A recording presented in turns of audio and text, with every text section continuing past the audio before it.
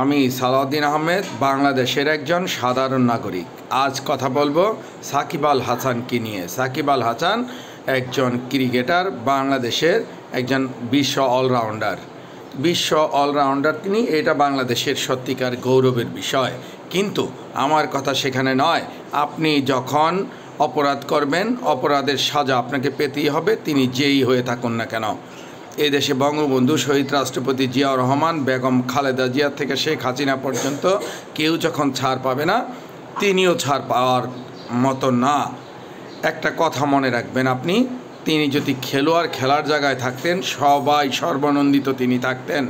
কিন্তু আপনারা জেনে থাকবেন, বিগত সরকার 16 বছরের স্বৈরাচার সরকার, যিনি এদেশের অনেক নিয়মকে অনিয়ম করেছেন, অনেক ক্ষতি, অনেক ধ্বংস, অনেক লুটপাট করেছেন, তা জেনে শুনে একজন খেলোয়াড়, সবার নন্দিত যিনি, তিনি যখন সেই সরকারের রাজনীতিতে যোগ দিয়ে এমপি মন্ত্রী হয়ে মজা নিতে পারেন, তার সাজাও তাকে নিতে হবে।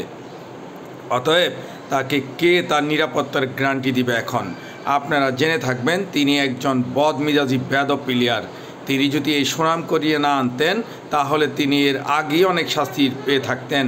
তিনি যেসব বিজ্ঞাপন দিয়েছেন, অনেক বিজ্ঞাপনও স্বাস্থ্যসম্মত ছিল না, কিন্তু পয়সার লোভে তিনি বিজ্ঞাপন দিয়েই গেছেন। তাই সব রাষ্ট্রের মানুষের প্রতি আমি একটি কথা বলবো, বাঙালি আমরা আবেগপ্রবণ।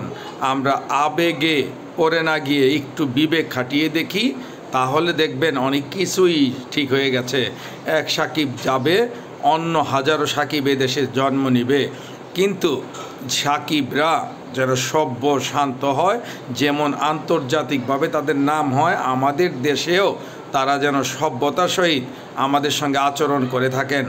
বেয়াদবকে আমরা কখনোই আন্তর্জাতিক মানের হওয়ার জন্যে উৎসাহী দিতে পারি না।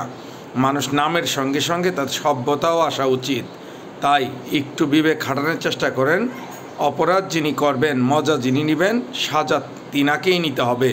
তাই আবেগ কমিয়ে ফেলি। ধন্যবাদ সবাইকে।